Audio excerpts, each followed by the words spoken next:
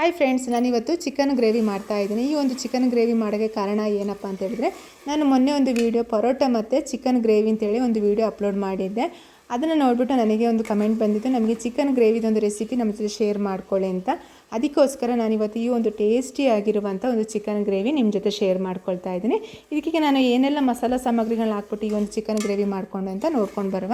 ಇದಕ್ಕೆ ಈಗ ನಾನು ಫಸ್ಟಿಗೆ ಸ್ವಲ್ಪ ಗ್ರೈಂಡ್ ಮಾಡ್ಕೊಳ್ಳಿರುವಂಥ ಮಸಾಲ ತೊಗೊಂಡಿದ್ದೀನಿ. ಚಕ್ಕೆ, ಲವಂಗ, ಶುಂಠಿ, ಬೆಳ್ಳುಳ್ಳಿ ಮತ್ತು ಹಸಿಮೆಣಸು, ಕೊತ್ತಂಬರಿ ಸೊಪ್ಪು, ಸ್ವಲ್ಪ ಜೀರಿಗೆ ಹಾಕ್ಬಿಟ್ಟು ಗ್ರೈಂಡ್ ಮಾಡ್ಕೊಂಡಿದ್ದೀನಿ.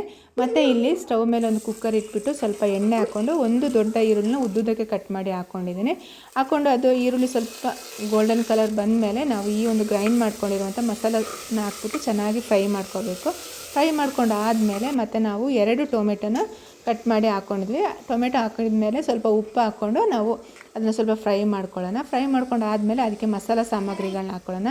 ಮಸಾಲ ಸಾಮಗ್ರಿಗಳು ಅಂತ ಹೇಳಿದ್ರೆ ಚಿಲ್ಲಿ ಪೌಡರ್, ಕೊರಿಯಂಡರ್ ಪೌಡರ್ ಮತ್ತು ಚಿಕನ್ ಮಸಾಲ, ಗರಂ ಮಸಾಲ ಮತ್ತು ಸ್ವಲ್ಪ ಹಳದಿ ಪೌಡರ್ ಇಷ್ಟನ್ನ ಹಾಕ್ಕೊಂಡು ನಾನೀಗ ಎಣ್ಣೆಯಲ್ಲಿ ಫ್ರೈ ಮಾಡ್ಕೊಳ್ತಾ ಇದ್ದೀನಿ. ಸ್ವಲ್ಪ ಹೊತ್ತು ಫ್ರೈ ಆದಮೇಲೆ ಮತ್ತು ನಾವು ಒಂದು ಅರ್ಧ kg ಅಷ್ಟು ಚಿಕನ್ ಇರ್ಬೋದು, ಅದನ್ನು ತೊಳೆದ್ಬಿಟ್ಟು ಇಟ್ಕೊಂಡಿದ್ದೀನಿ.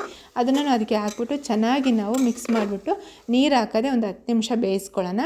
10 ನಿಮಿಷ ಬೇಯಿಸಿ ಆದಮೇಲೆ ನಮಗೆ ಗೊತ್ತಾಗುತ್ತೆ ಚೆನ್ನಾಗಿ ಮಸಾಲದಿಂದೆಲ್ಲ ಎಣ್ಣೆ ಬಿಟ್ಕೊಂಡು ಚೆನ್ನಾಗಿ ನಮಗೆ ಕಾಣುತ್ತೆ. ಇಲ್ಲಿ ಕಾಣ್ತಿರ್ಬೋದು ನಿಮಗೆ ನೀಟಾಗಿ ಎಣ್ಣೆ ಬಿಟ್ಕೊಂಡಿದೆ. ಇನ್ನು ನಾವು ಬೇಕಿದ್ದಕ್ಕೆ ಸ್ವಲ್ಪ ನೀರು ಹಾಕ್ಬಿಟ್ಟು ಇನ್ನೂ ಸ್ವಲ್ಪ ಹೊತ್ತು ಬೇಯಿಸ್ಕೋಬೋದು. ಇದಕ್ಕೆ ನಾನು ಪರೋಟನೂ ಮಾಡ್ಕೊಳ್ತಾ ಇದ್ದೀನಿ. ಪರೋಟ ಅಂತ ಹೇಳಿದರೆ ರೆಡಿಮೇಡ್ ಪರೋಟ ತಂದಿದ್ದೀನಿ. ಅದರಿಂದ ಆಗಿಬಿಟ್ಟು ಇದು ಪರೋಟ ಜೊತೆ ಮತ್ತು ಪೂರಿ ಜೊತೆ, ಚಪಾತಿ ಜೊತೆ ಎಲ್ಲ ತುಂಬಾ ಒಂದು ಟೇಸ್ಟಿಯಾಗಿರುತ್ತೆ ಈ ಒಂದು ಗ್ರೇವಿ. ನಿಮ್ಮ ಮನೇಲಿ ಒಂದ್ಸಲ ಟ್ರೈ ಮಾಡಿ ನೋಡಿ. ಈಗ ನಾನು ಇದನ್ನು ಸ್ವಲ್ಪ ನೀರು ಹಾಕ್ಬಿಟ್ಟು ಬೇಯಿಸ್ಕೊಳ್ತೀನಿ. ಅಷ್ಟೊತ್ತಿಗೆ ನಾವು ಪರೋಟನ ಸ್ವಲ್ಪ ಬಿಸಿ ಮಾಡ್ಕೊಳ್ಳೋಣ.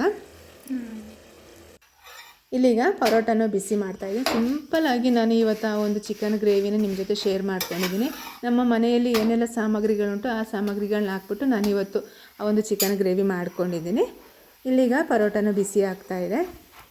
ನನಗೆ ಪರೋಟ ಮಾಡೋಕ್ಕೆ ಗೊತ್ತಿದೆ, ಆದರೆ ಸ್ವಲ್ಪ ಟೈಮ್ ಇಲ್ಲದ ಕಾರಣದಿಂದ ಆಗ್ಬಿಟ್ಟು ನಾನು ರೆಡಿಮೇಡ್ ಪರೋಟ ತಂದಿದ್ದೀನಿ. ಇಲ್ಲೀಗ ಪರೋಟನ ಬಿಸಿ ಮಾಡಿ ಆಯಿತು, ಚಿಕನ್ ಗ್ರೇವಿನೂ ಆಯಿತು. ತುಂಬಾ ಟೇಸ್ಟಿಯಾದ ಒಂದು ಚಿಕನ್ ಗ್ರೇವಿ ಆಗಿದೆ. ನಿಮ್ಮ ಒಂದು ಕಮೆಂಟಿಗೆ ನನ್ನ ಕಡೆಯಿಂದ ಉತ್ತರ ಸಿಕ್ಕಿದೆ ಅಂತ ನಾನು ತಿಳ್ಕೊಳ್ತೀನಿ.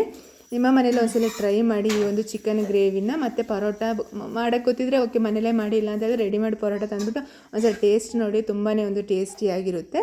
ಓಕೆ, ನನ್ನ ಈ ಒಂದು ಪುಟ್ಟ ವೀಡಿಯೋ ಇಷ್ಟ ಆದರೆ ಒಂದು ಲೈಕ್ ಮಾಡಿ.